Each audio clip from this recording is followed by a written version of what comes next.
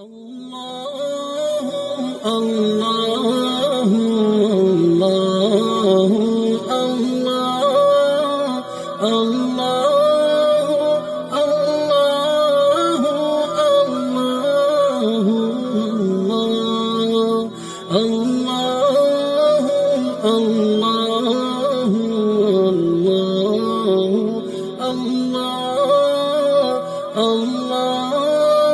داستان ایمان فروشوں کی دوسرا حصہ۔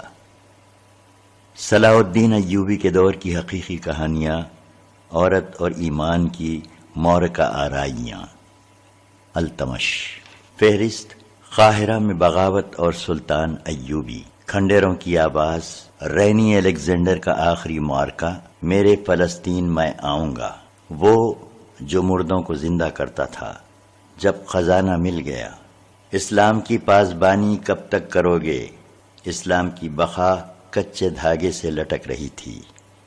پیش ہے مسلمان نوجوانوں کے نام۔ آپ نے اس ولولہ انگیز سلسلے کا پہلا حصہ پڑھ لیا ہے، دوسرا حصہ پیش کیا جا رہا ہے۔ ہم داستان ایمان فروشوں کی کے مصنف محترم التمش کے ممنون ہیں، جنہوں نے حکایت میں مجاہد اعظم سلطان صلاح الدین ایوبی کے دور کی قیمتی کہانیوں کا یہ سلسلہ شروع کیا۔ ان میں آپ کو وہ تمام لوازمات ملیں گے جو آپ کے اور نوجوان نسل کے مطالبوں کی تسکین کریں گے، اور ساتھ ہی ساتھ اس قومی جذبے کو بھی زندہ و بیدار کریں گے جسے ہمارا دشمن پر لذت اور تقریبی کہانیوں کے ذریعے مارنے کی کوشش کر رہا ہے۔ صلاح الدین ایوبی کے دور میں جتنی اسلام کش سازشیں ہوئی ہیں، اتنی اور کسی دور میں نہیں ہوئیں۔ صلیبیوں کو میدان جنگ میں سلطان صلاح الدین ایوبی کو شکست دینا آسان نظر نہ آیا، تو انہوں نے مسلمان امراء اور سالاروں کو ہاتھ میں لینے کے لیے جہاں بے دریغ زر و جواہرات استعمال کیے، وہاں غیر معمولی طور پر حسین اور چالاک عیسائی اور یہودی لڑکیوں کو بھی استعمال کیا۔ اس کے ساتھ ہی مسلمانوں کی نوجوان نسل کی کردار کشی کے نہایت دلکش ذرائع اختیار کیے۔ انہوں نے حسن بن صباح کے پیشہ ور قاتلوں کو بھی استعمال کیا۔ اس دور کا دشمن آج بھی ہمارا دشمن ہے اور ابھی تک وہی پرلذت حربے استعمال کر رہا ہے۔ یہ کہانیاں خود بھی سنیں، بچوں کو بھی سنائیں۔ اگر آپ سچے دل سے فحش، عریاں اور مخرب الاخلاق کہانیوں سے اپنے بچوں کو محفوظ کرنا چاہتے ہیں تو اسے اپنے گھر والوں کو ضرور سنائیے۔ آج پھر تاریخ اپنے آپ کو دہرا رہی ہے اور صلاح الدین ایوبی کو پکار رہی ہے۔ قاہرہ میں بغاوت اور سلطان ایوبی۔ فلسطین ابھی صلیبیوں کے پاؤں تلے کراہ رہا تھا۔ یروشلم صلیب پر لٹکا ہوا تھا۔ اس مقدس شہر سے خون رس رہا تھا۔ وہاں کے مسلمان جو صلیبیوں کے ظالمانہ استبداد کے شکنجے میں آئے ہوئے تھے، پس رہے تھے، تڑپ رہے تھے اور سلطان ایوبی کا انتظار کر رہے تھے۔ ان تک یہ اطلاعیں پہنچ چکی تھیں کہ سلطان ایوبی فلسطین کی سرزمین میں داخل ہو چکا ہے اور شوبک کا قلعہ مسلمانوں کے قبضے میں ہے۔ یہ ان کے لیے خوشخبری تھی، مگر یہ خوشخبری پیغام اجل ثابت ہوئی۔ صلیبیوں نے شوبک کی شکست کا انتقام یروشلم اور دیگر شہروں اور قصبوں کے مسلمانوں سے لینا شروع کر دیا تھا۔ وہ مسلمانوں کو مردہ کر دینا چاہتے تھے تاکہ وہ جاسوسی نہ کر سکیں، حملے کی صورت گیری میں صلاح الدین ایوبی کی مدد کرنے کی جرت نہ کریں۔ سب سے زیادہ مظالم کرک کے مسلمانوں پر توڑے جا رہے تھے۔ شوبک کے بعد کرک ایک بڑا قلعہ تھا جس پر صلیبیوں کو بہت ناز تھا۔ ایسا ہی ناز انہیں شوبک پر بھی تھا، مگر ان کے ناز کو سلطان ایوبی کی نہایت اچھی چال اور اس کے مجاہدین کی شجاعت نے ریت کے ذروں کی طرح بکھیر دیا تھا۔ اب صلیبی کرک کو مضبوط کر رہے تھے۔ وہاں کے مسلمان باشندوں پر تشدد ایک احتیاطی تدبیر تھی۔ صلیبیوں کو یہ وہم ہو گیا تھا کہ مسلمان جاسوسی کرتے ہیں، چنانچہ یہاں بھی انہوں نے شوبک کی طرح مشتبہ مسلمانوں کو بیگار کیمپ میں پھینکنا شروع کر دیا تھا۔ فلسطین کی فتح ہمارا ایک عظیم مقصد ہے، مگر کرک سے مسلمانوں کو نکالنا اس سے بھی عظیم تر مقصد ہونا چاہیے۔ جاسوسوں کا ایک گروہ کا سربراہ سلطان ایوبی کو بتا رہا تھا، وہ طلب چنگیز نام کا ایک ترک تھا جو 6 جاسوسوں کو شوبک سے بھاگے ہوئے عیسائی باشندوں کے بحروپ میں کرک سے لے گیا تھا۔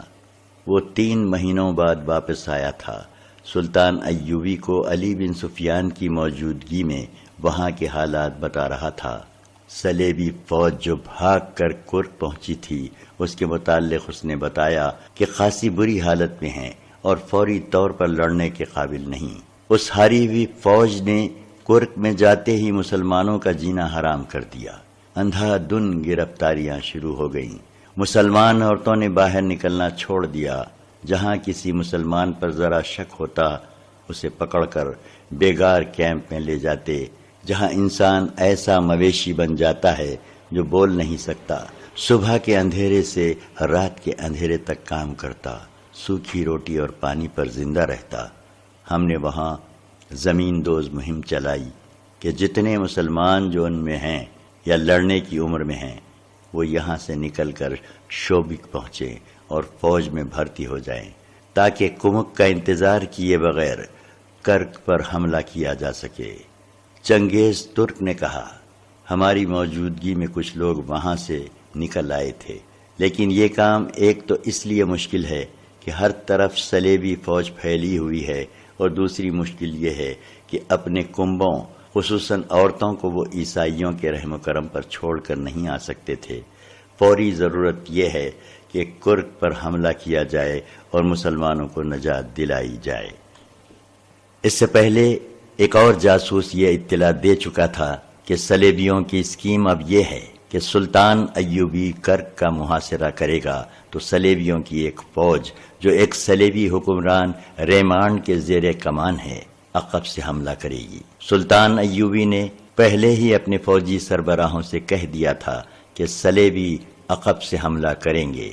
اس صورتحال کے لیے اسے زیادہ فوج کی ضرورت تھی، اس لیے چنگیز کو رخصت کر کے علی بن سفیان سے کہا، جذبات کا تقاضا یہ ہے کہ ہمیں فوراً کرک پر حملہ کر دینا چاہیے۔ میں اچھی طرح اندازہ کر سکتا ہوں کہ وہاں کے مسلمان کس جہنم میں پڑے ہوئے ہیں، لیکن حقائق کا تقاضا یہ ہے کہ اپنی صفوں کو مستحکم کیے بغیر آگے ایک قدم نہ اٹھاؤ۔ ضرب اس وقت لگاؤ جب تمہیں یقین ہو کہ کاری ہوگی۔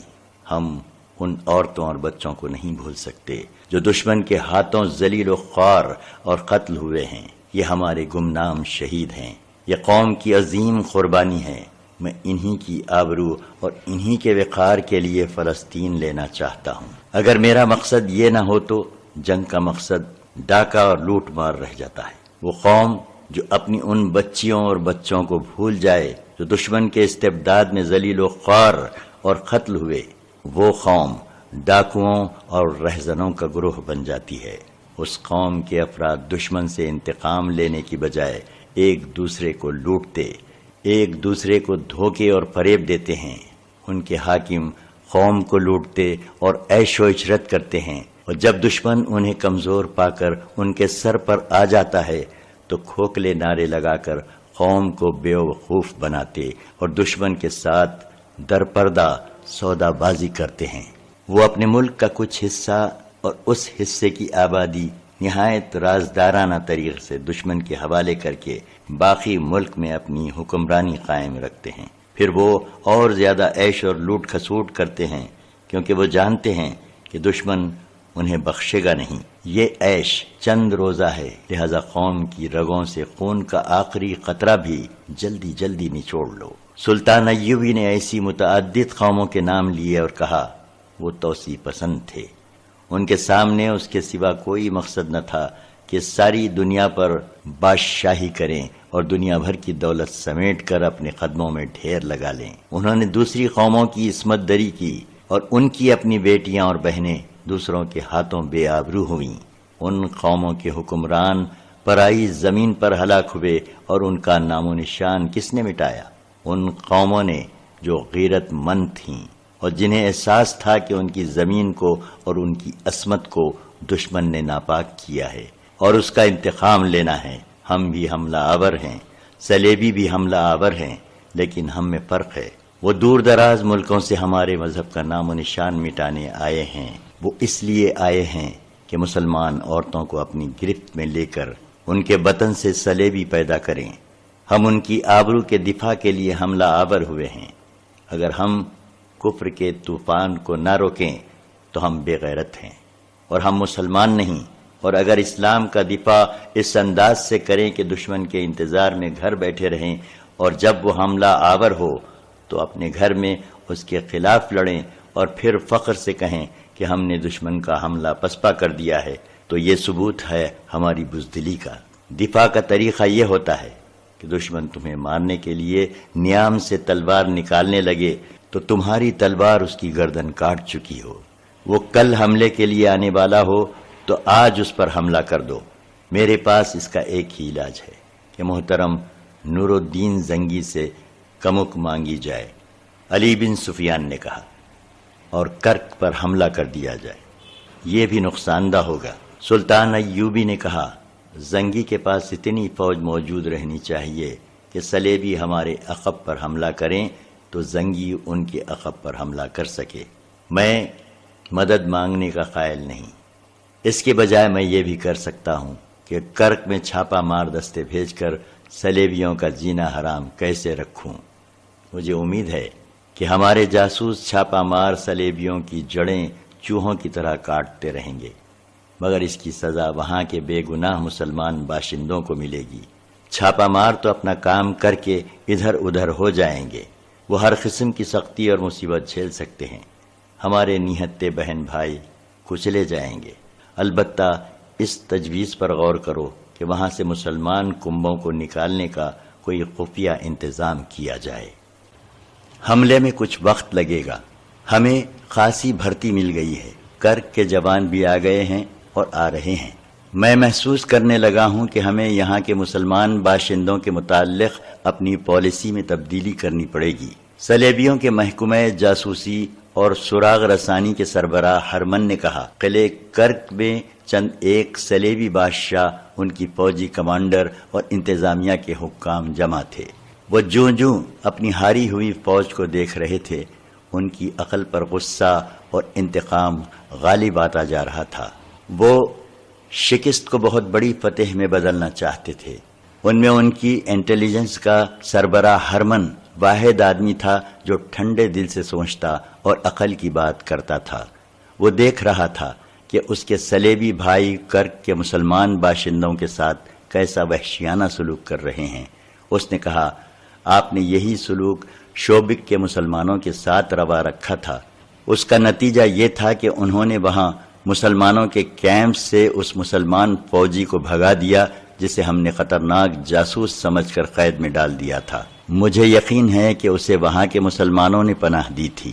وہ قلعے کے اندرونی حالات اور دفاع کو سمجھ گیا تھا۔ اس کے علاوہ صلاح الدین ایوبی نے ہمارے قلعے کی دیوار جو توڑی تھی، اس میں اندر کے مسلمانوں کا بھی ہاتھ تھا۔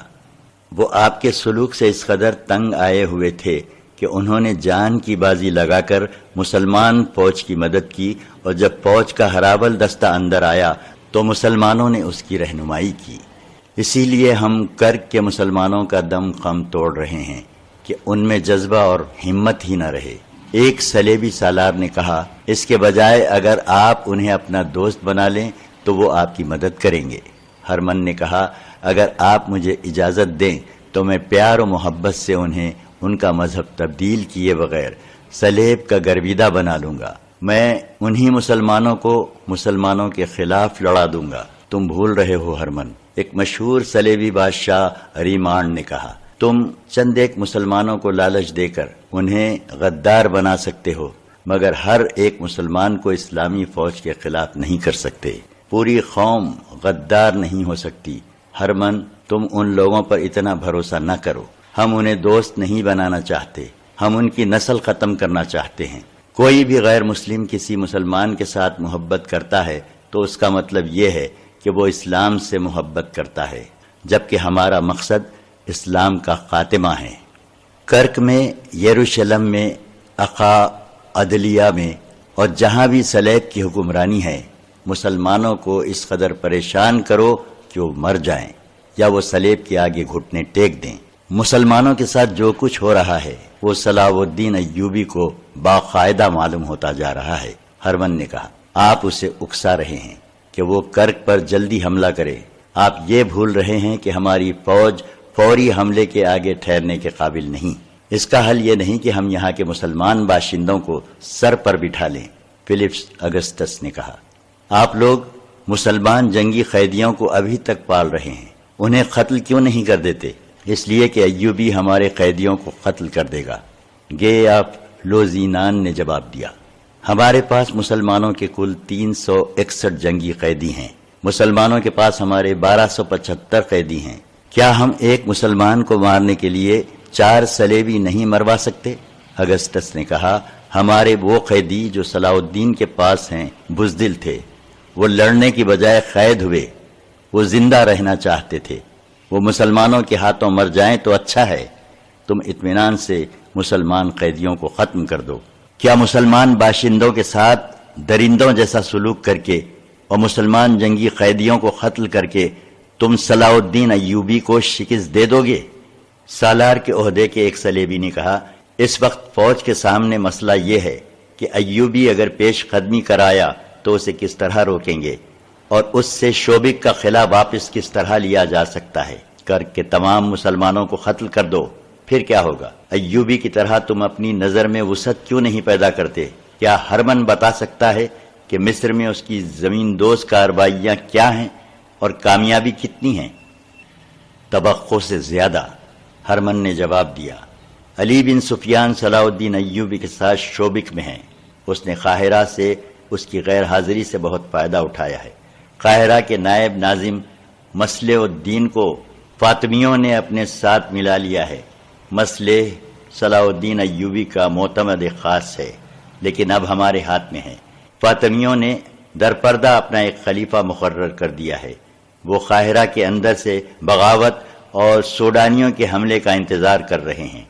ہمارے فوجی افسر سوڈان اور سوڈانیوں کی فوج تیار کر رہے ہیں۔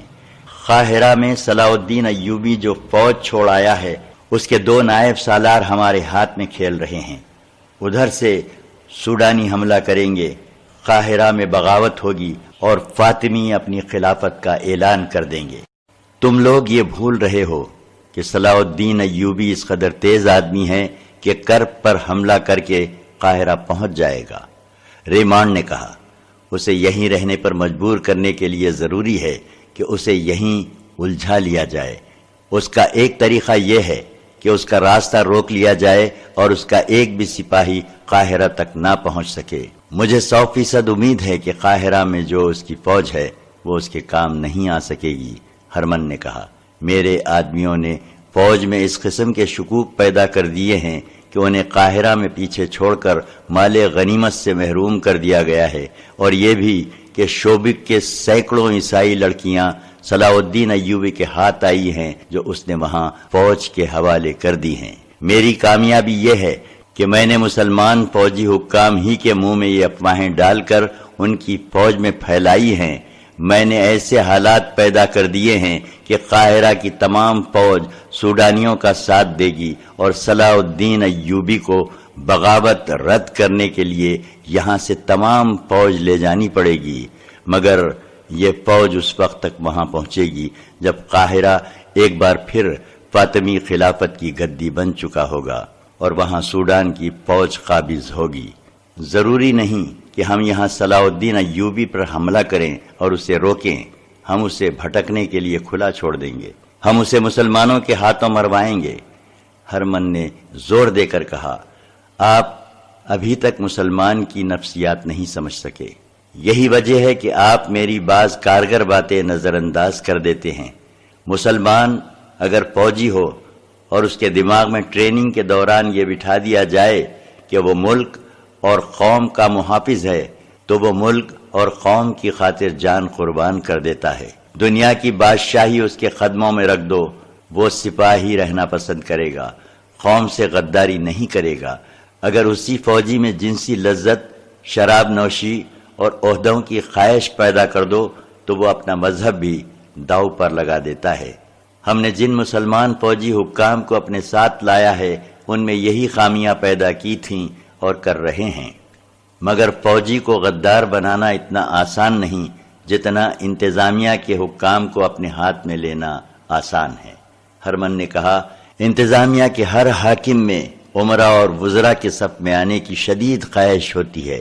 ان لوگوں پر بادشاہ بننے کا خبت سوار ہے۔ مسلمان کی تاریخ دیکھیں، ان کے رسول صلی اللہ علیہ وسلم کے بعد یہ لوگ خلافت پر ایک دوسرے سے لڑتے رہے ہیں۔ ان کے جنرلوں نے نہایت دیانتداری سے اپنا کام جاری رکھا۔ وہ دوسرے ملکوں کو تیغ کرتے رہے اور اسلامی سلطنت کو وسیع کرنے کی کوشش کرتے رہے، لیکن ان کے خلیفوں نے جہاں دیکھا کہ فلاں جرنیل ایسا مقبول ہو گیا ہے کہ اس کی فتوحات کی بدولت قوم اسے خلیفہ سے زیادہ مقام دینے لگی ہے، تو خلیفہ اور اس کے حواریوں نے اس جرنیل کو غلط احکام دے کر اسے ذلیل اور رسوا کر دیا۔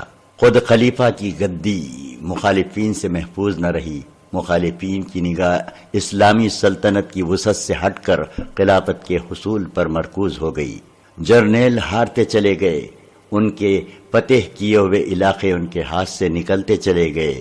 اسی کا نتیجہ ہے کہ آج ہم عرب میں بیٹھے ہیں۔ صلاح الدین ایوبی انہی جرنیلوں میں سے ہے جو سلطنت کو انہی سرحدوں تک لے جانا چاہتا ہے جہاں تک یہ پہلے جرنیلوں نے پہنچائی تھی۔ اس شخص میں خوبی یہ ہے کہ وہ انتظامیہ اور خلافت کی پرواہ نہیں کرتا۔ اس نے مصر کی خلافت کو اپنے ارادوں کے سامنے رکاوٹ بنتے دیکھا تو خلیفہ کو ہی معزول کر دیا۔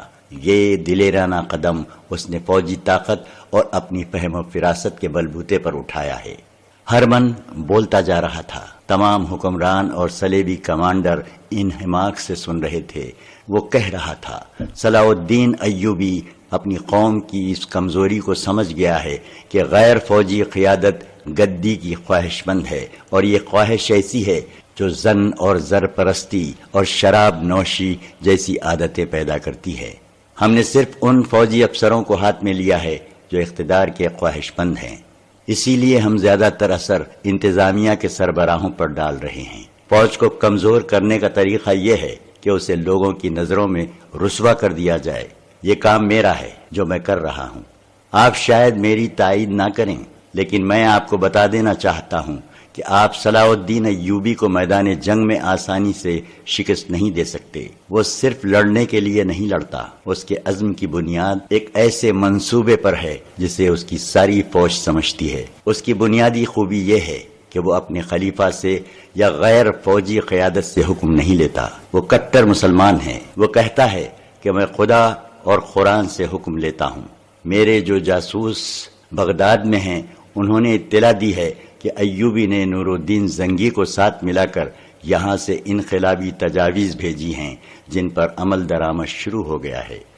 ایک یہ ہے کہ امیر العلماء سے یہ فتویٰ صادر کرایا گیا ہے کہ خلافت صرف ایک ہوگی اور یہ بغداد کی خلافت ہوگی۔ یہ خلافت دوسرے ممالک کے متعلق احکام نافذ کرنے اور سمجھوتوں کی بات چیت کرنے سے پہلے اعلیٰ فوجی قیادت سے منظوری لے گی۔ جنگی امور فوج کے ہاتھ میں ہوں گے۔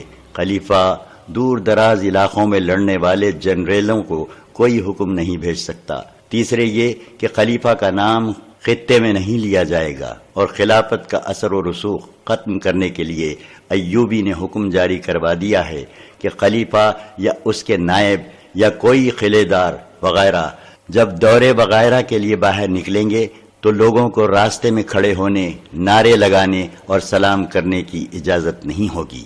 صلاح الدین ایوبی نے سب سے اہم کام یہ کیا ہے کہ سنی شیعہ تفرقہ مٹا دیا ہے۔ ہرمن نے کہا، اس نے شیعوں کو فوج اور انتظامیہ میں پوری نمائندگی دے دی ہے اور نہایت پر اثر طریقوں سے شیعہ علماء کو قائل کر لیا ہے کہ وہ ایسی رسمیں ترک کر دیں جو اسلام کے منافی ہیں۔ صلاح الدین کے یہ انقلابی اقدامات ہمارے لیے نقصان دہ ہیں۔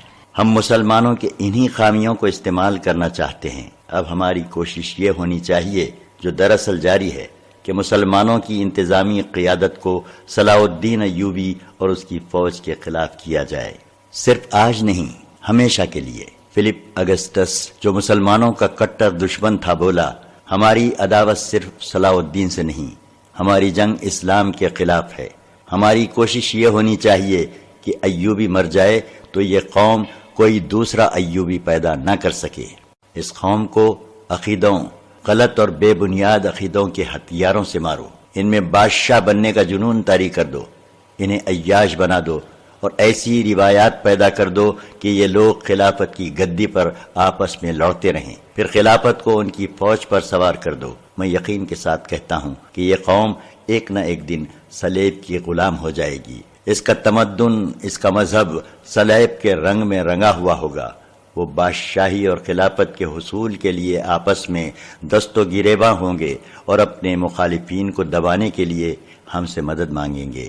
اس وقت ہم میں سے کوئی بھی زندہ نہ ہوگا، ہماری روحیں دیکھیں گی کہ میں نے جو پیشن گوئی کی ہے وہ حرف بحرف سچ ثابت ہوئی ہے۔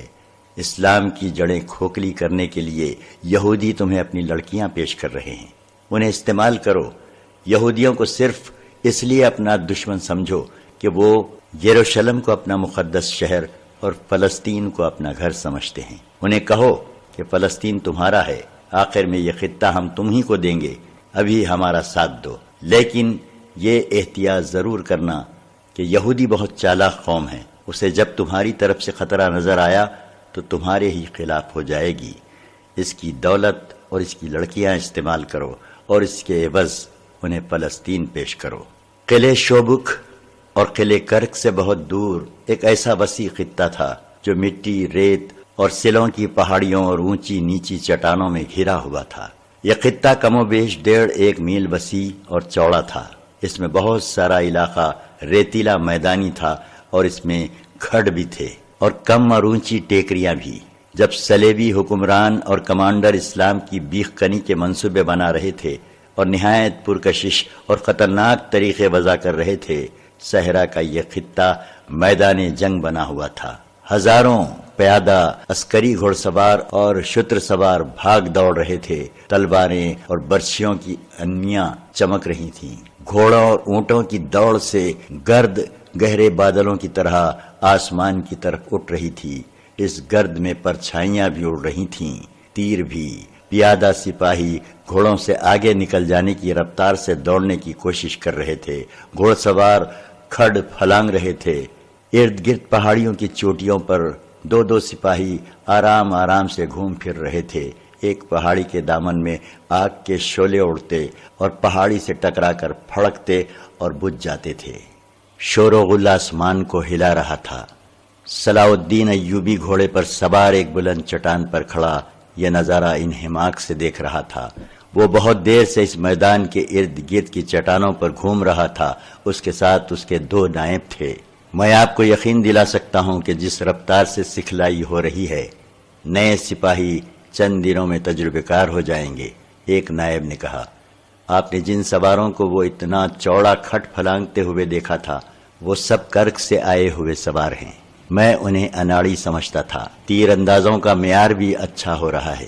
میدان جنگ کا یہ منظر دراصل ٹریننگ تھی جس کے متعلق سلطان ایوبی نے بڑے سخت احکام جاری کیے تھے۔ ارد گرد سے بہت سے جوان فوج میں بھرتی کیے گئے تھے اور کرک سے بھی بہت سے مسلمان چوری چھپے نکل آئے تھے۔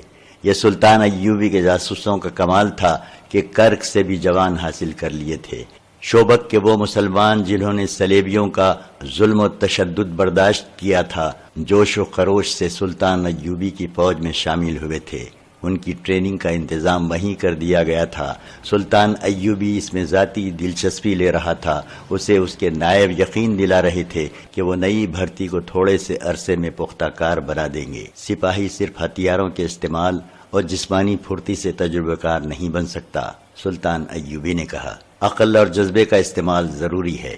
مجھے ایسی فوج کی ضرورت نہیں جو اندھا دھند دشمن پر چڑھ دوڑے اور صرف ہلاک کرے۔